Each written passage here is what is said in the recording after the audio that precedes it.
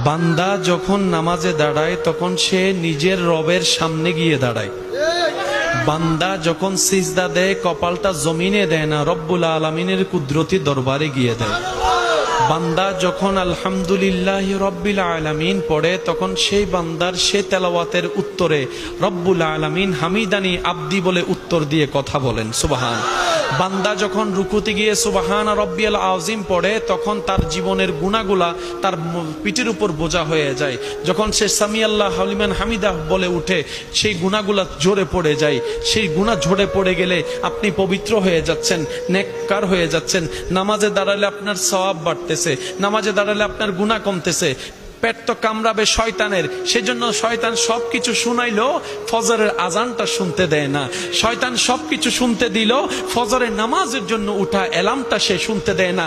একটু খেয়াল করে দেখবেন, সারা রাত যদি আপনার ঘুম নাও আসে, আজান শোনার সাথে সাথে কেমন জানি শরীরটা একদম ছেড়ে দেয়, শক্তি পাওয়া যায় না, ক্লান্ত হয়ে যায়। এগুলো সবগুলো চালাকি হচ্ছে শয়তানের। সেজন্য রব্বুল আলামিন শয়তানের পরিচয় করিয়ে দিয়েছেন, হে আমার বান্দারা, আদুউম মুবিন, শয়তান প্রকাশ্য শত্রু। এই কথা মাথায় রাখবা, এই কথা তুমি জেনে রাখবা। তো মুমিনদের কাজ কি?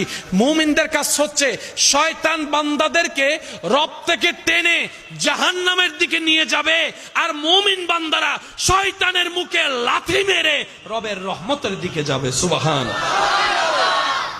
আর এই যুদ্ধকে বলা হয়েছে জিহাদে আকবর। আমার মনে হয় সুবহানাল্লাহ আর একটু জোরে হবে, আর একটু মহাব্বতের আওয়াজে। বান্দা যখন শয়তানের মুখে লাথি মারে আল্লাহর রহমতের দিকে যায়, এটাকে বলা হয় বড় জিহাদ। বড় জিহাদ, বড় জিহাদ। আপনার গুনাহ করার সুযোগ আছে, মনও চাচ্ছে, হাতও আছে, পাও আছে, মুখও আছে, চোখও আছে। আপনি নিজেকে একটু সবর করে কন্ট্রোল করে ফেলেছেন, এটাও বড় জিহাদ। আপনার গালি দেওয়ার ক্ষমতা সামর্থ্য মুখে আছে, মনের মধ্যে গালি খুব সুন্দর করে আসতেছে, কিন্তু আপনি রবের সন্তুষ্টির জন্য হজম করে ফেললেন, গালি দিলেন না। এটাও বড় সবর, এটাও বড় জিহাদের অংশ।